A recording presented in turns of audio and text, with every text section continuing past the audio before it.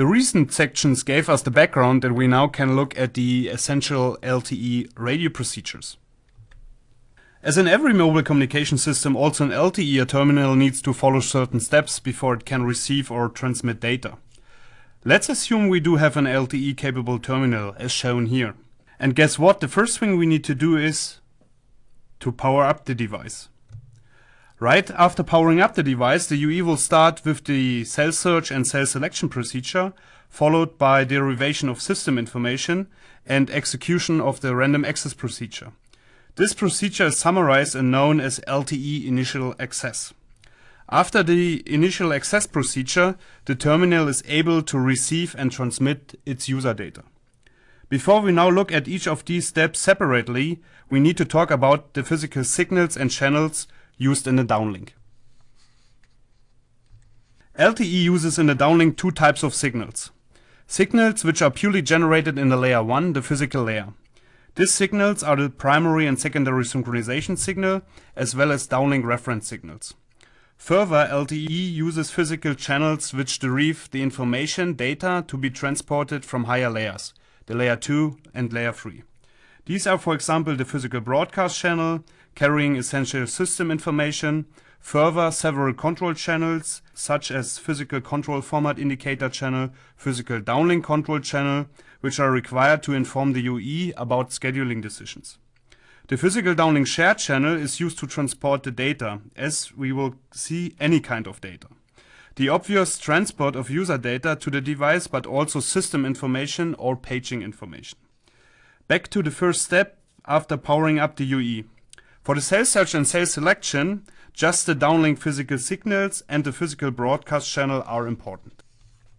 A successful execution of the cell search and selection procedure, as well as acquiring initial system information, is essential for the UE before taking further steps in communicating with the network. As in wideband CDMA, LTE uses a hierarchical cell search procedure. The LTE radio cell is identified by a cell identity, which one is comparable to the scrambling code which is used to separate between base stations and cells in wideband CDMA. To avoid an expensive and complicated network planning, the number of physical layer cell identities is with 504 sufficiently large. To enable the usage of a hierarchical cell search, these identities are divided into 168 unique physical layer cell identity groups, where each group consists of 3 physical layer identities. A jingle to remember this principle is to think about first names and surnames. The most common English surname is, according to statistics, Smith, which would correspond to physical layer cell identity group number 0, for example. Align the physical layer identity now with the most common first names, for example James, John and Robert. These two types of information are now transmitted using two signals, primary and secondary synchronization signal, where the primary synchronization signal contains the physical layer identity, so the first name, and the secondary synchronization signal contains the physical layer cell identity group, which is, according to our jingle, the surname. Compared to real life, where you use your first name first when you introduce yourself, also the terminal looks first for the primary synchronization signal, then for the secondary one.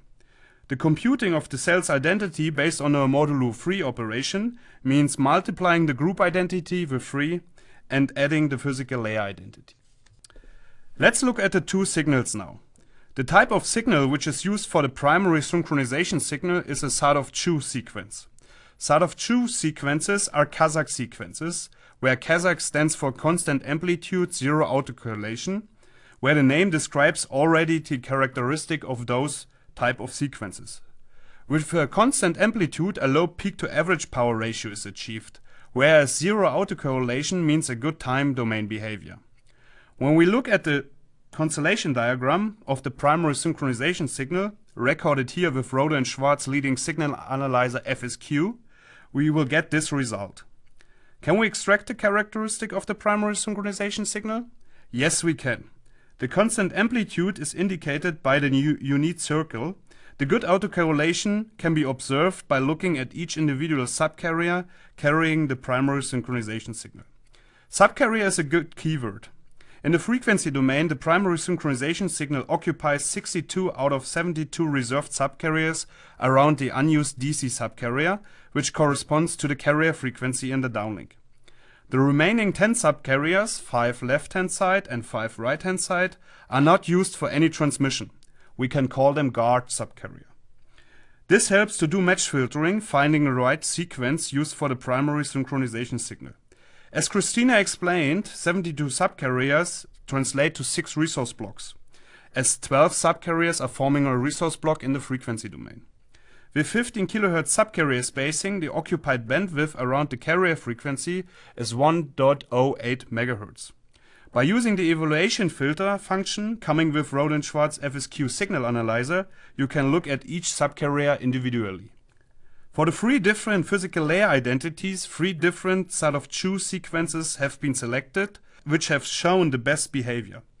The one displayed in the constellation diagram is the sequence for identity number 0. The already mentioned match filtering works generally in that way that the received signal is correlated with the possible sequences for the primary synchronization signal. This procedure is not executed on the received analog RF signal. In fact, this happens in the digital domain. With successful match filtering, the device has identified the used physical layer identity for this cell as well as 5 milliseconds timing. Afterwards, it can execute the next step, looking for the secondary synchronization signal and the physical layer cell identity group to compute the cell's identity. Looking at the constellation diagram showing now the secondary synchronization signal, we believe to see a pure BPSK modulation. In fact, the secondary synchronization signal is represented by an interleaf concatenation of 2 length 31 binary sequences.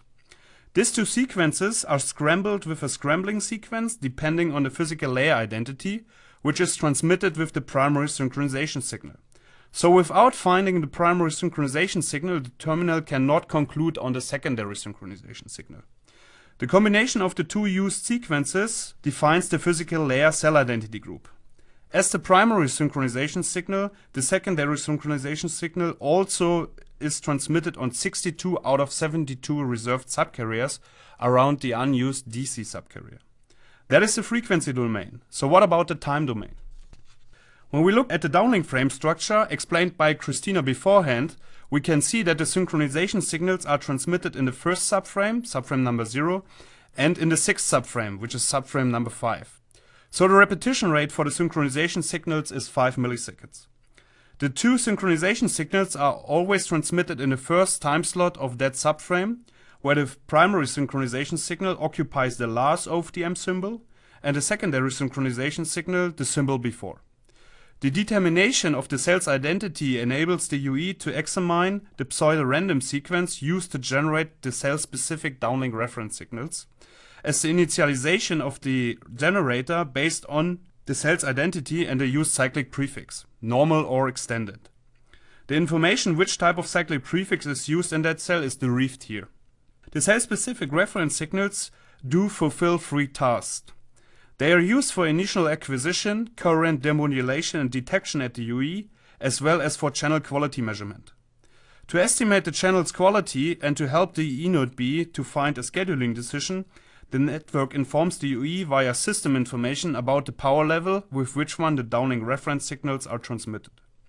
The UE is measuring that power level. The difference translates to a so-called channel quality indicator, a CQI value, which is reported back to the network.